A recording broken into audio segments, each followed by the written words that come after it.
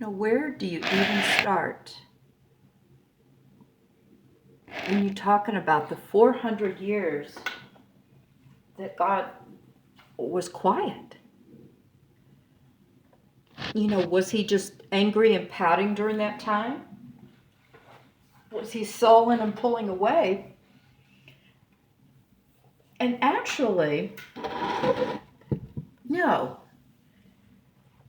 During that 400 years, a lot of things was happening.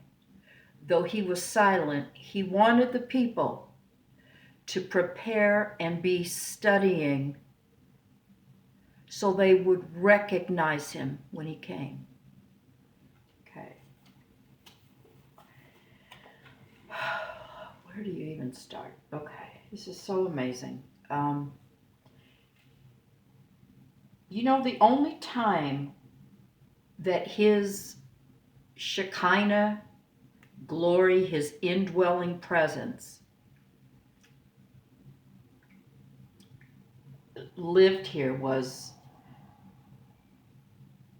as far as structures, was the tabernacle in the wilderness and, beyond, and Solomon's temple. That was it. And I didn't know that. Daniel saw that figure of a man that represented the kingdoms. The current kingdom at Daniel's time was Babylon, right? Babylon was the world empire, the known world empire at that time, gold. Then you had the Medes and the Persians, silver. Then you had the bronze, which was the Greeks, Alexander the Great. Then you had the Romans, the iron.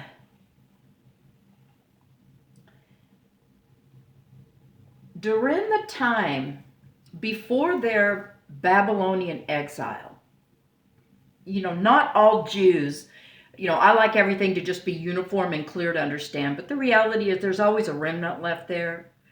There was the northern kingdom was divided from the southern kingdom or whatever, so there's all that, which I don't understand all that, but point being, there's always Jews left in Israel, but the majority of them at different times were deported and sent to Babylon for captivity under Babylon, in the Babylonian exile.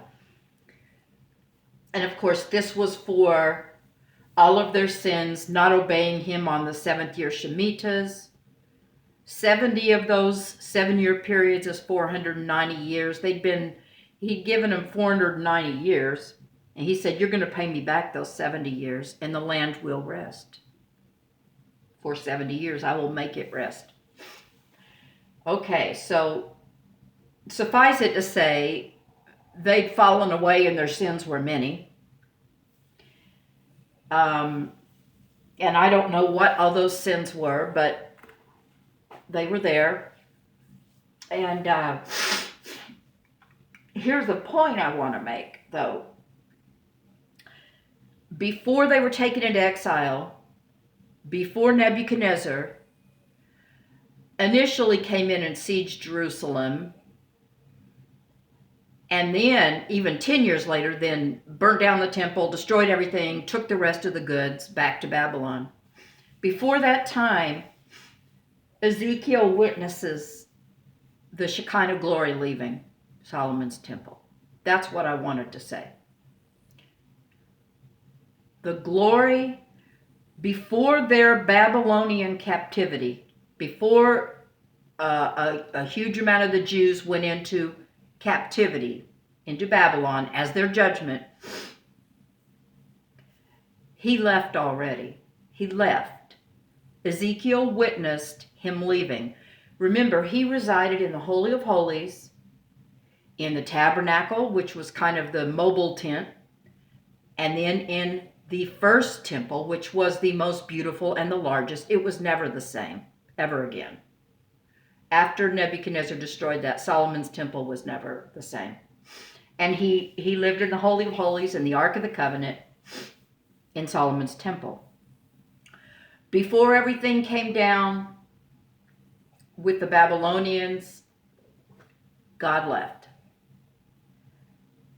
He leaves like a cloud walking out. There's these I don't know if it was cherubim or seraphim, and they've got his mobile throne. You know, Ezekiel talks about the wheel and the wheel that's turning, or I don't even understand all that. But that mobile throne awaits him on the south side of the temple.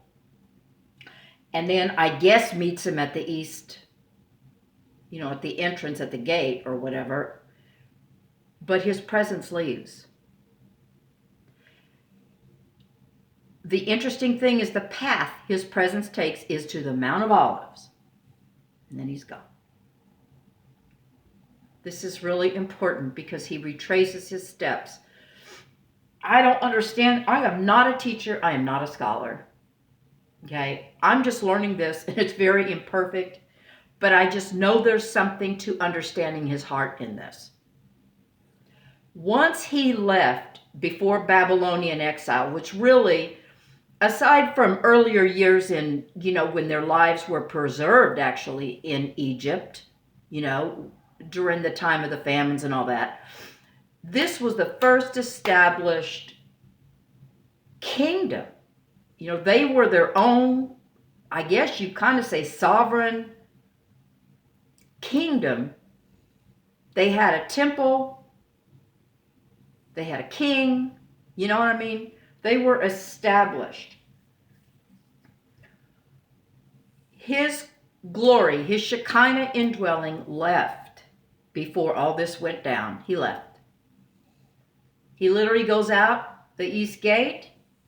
He's on his mobile throne there. He goes to the Mount of Olives and up he goes. He's going to retrace those steps, and he did retrace those steps. Here's what I want to say.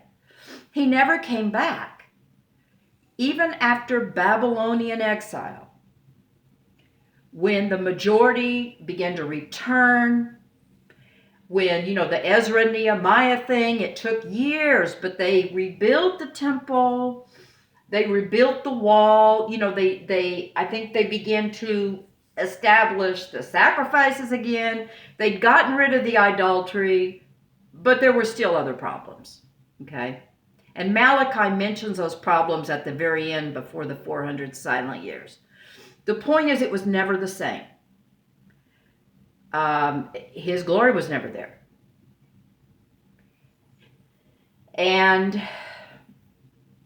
after he walked out that time, the next time he would be there would be when he came in flesh and blood. Wrapped in human flesh and blood. And the interesting thing to that is that he takes the same path. When I looked it up, he visited the Mount of Olives numerous times. Okay? And I guess kings, a lot of the kings are buried there and everything. But he visited the Mount of Olives many times. But here's the thing.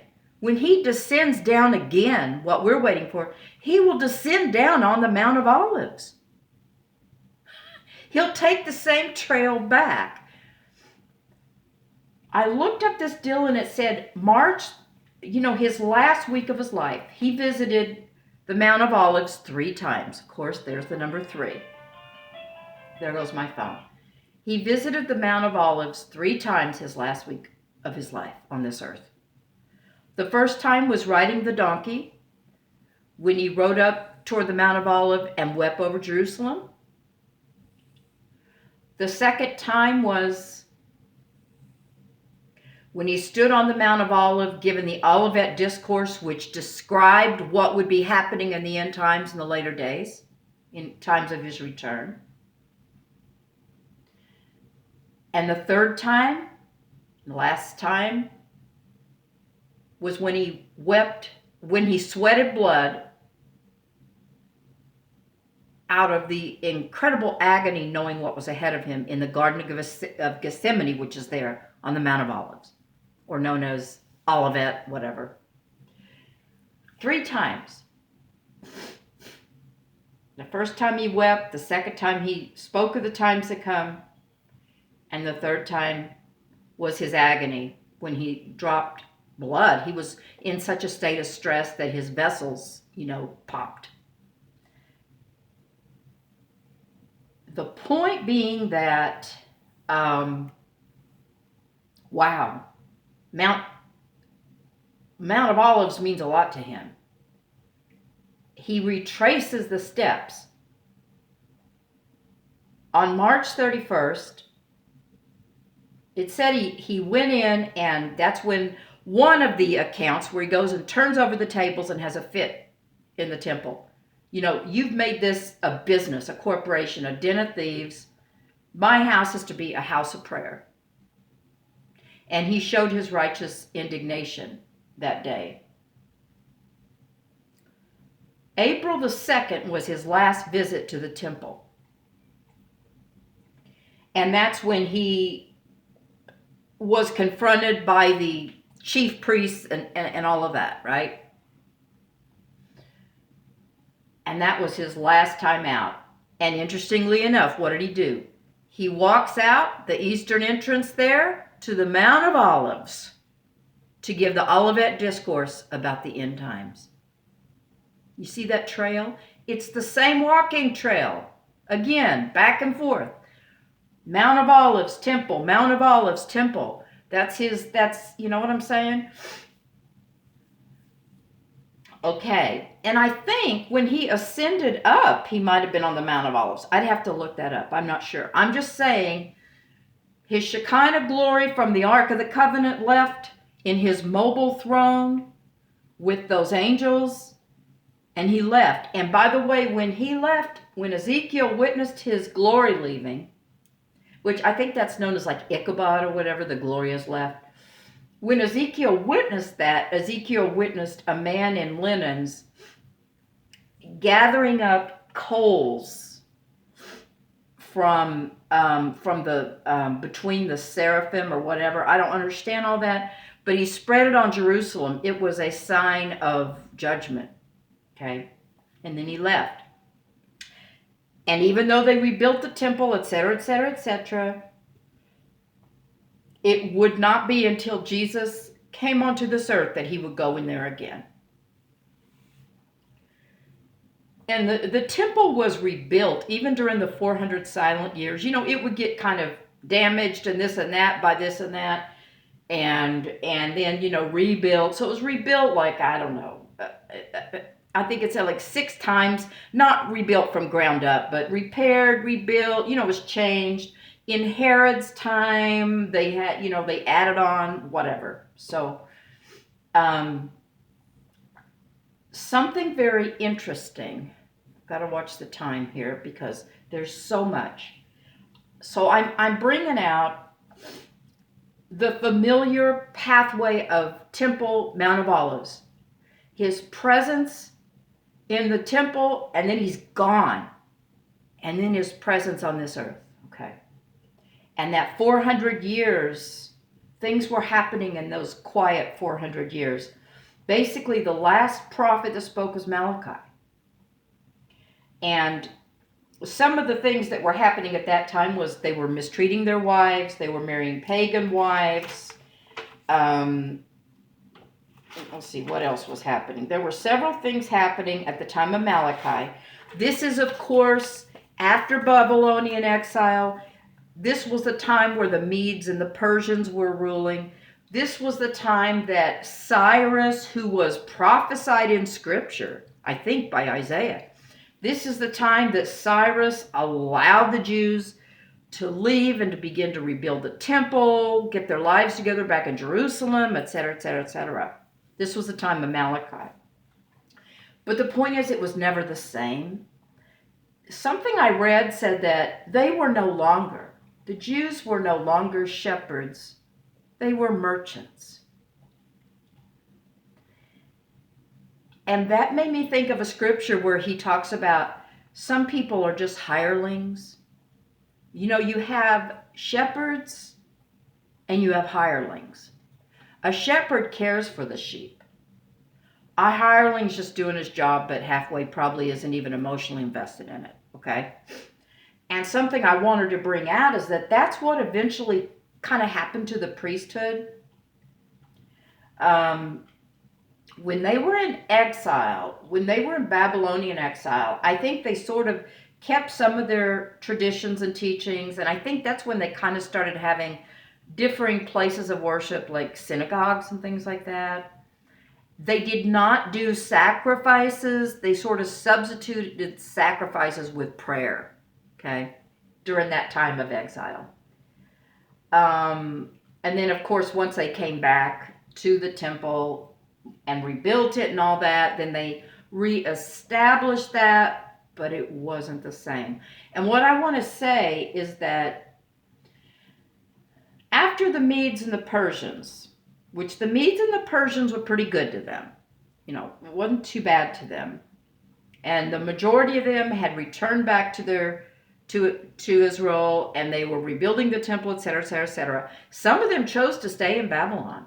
They liked the life there, and they stayed there. And that actually was sort of the beginning of the scattering, even back then in the Babylonian times, where Jews began to live permanently elsewhere in large numbers, okay? I also want to mention, when we talk about the glory leaving, Ichabod, Ezekiel witnessing his Shekinah indwelling presence leaving their midst from Solomon's temple before Babylonian exile, before, Jerusalem is destroyed and the temple's destroyed. That began the times of the Gentiles. That's not to be confused with the fullness of the Gentiles. The fullness of the Gentiles kind of has to do with the body and all that of Christ and this and that, I think. But the times of the Gentiles would be when Jews would be beat up left and right over year after year after year after year after year until finally they would receive their Messiah. And those times would end. They missed their visitation, of course. They missed their visitation. They did not prepare. They were not ready after that 400 years. They missed their visitation. They did not see the humble, suffering servant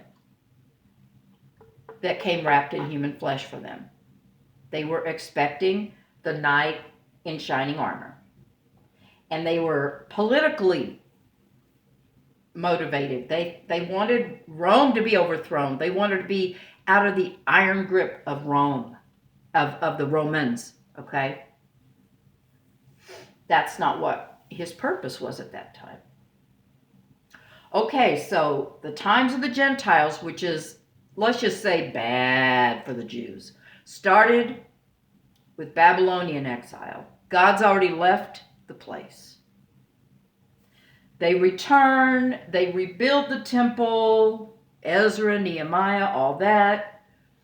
They actually, something I read said they were actually supposed to appoint Zerubbabel or something like that. They were supposed to get back to the king thing, all right? But what began to happen was, let me see if I can find that. There's so much. This is really, really rough. I realize it. This is very rough, unedited, etc., etc., etc. Let me just mention Malachi here.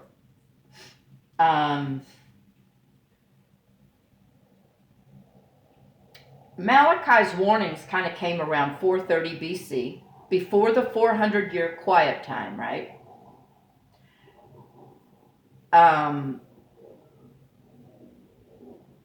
It says here, they were, in Malachi's time, they were mistreating their wives, marrying pagans. They were not honoring God and not teaching the people. That's what it says. But during that time, that was under the Persians, the Medo-Persian Empire. The Persians were the stronger bear or whatever. So they had allowed them to go back to Israel, etc., etc. But nothing was ever the same. Okay, after the destruction of the temple, after God's glory had left, just know that. Okay. The law and the priesthood had been restored, but it just wasn't the same. And after the Medes and the Persians, of course, after the writing came on the wall for the Babylonians, right, that night of the party, the Medes and the Persians took over. Cyrus, who was prophesied in Isaiah, was a person anointed to get them back home to Israel and to rebuild the temple.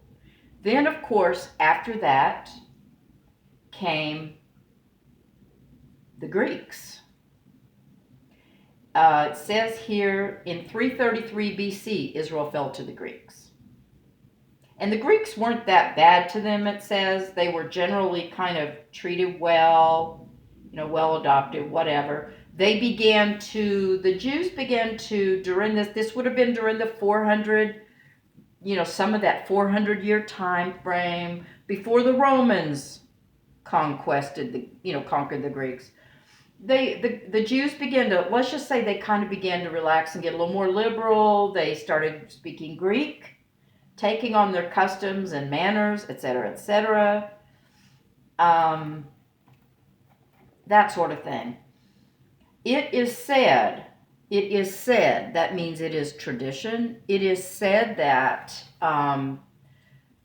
when Alexander the Great's father was Philip, and I guess Philip had conquered the Greek Isles, whatever it was he did.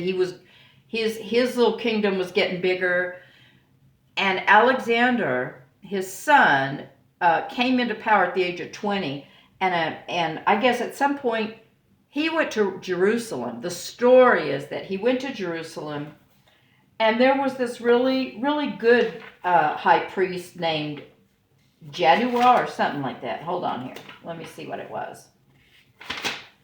Yeah, he was a godly high priest, this Jaddua, meaning he was righteous, as they were at that time.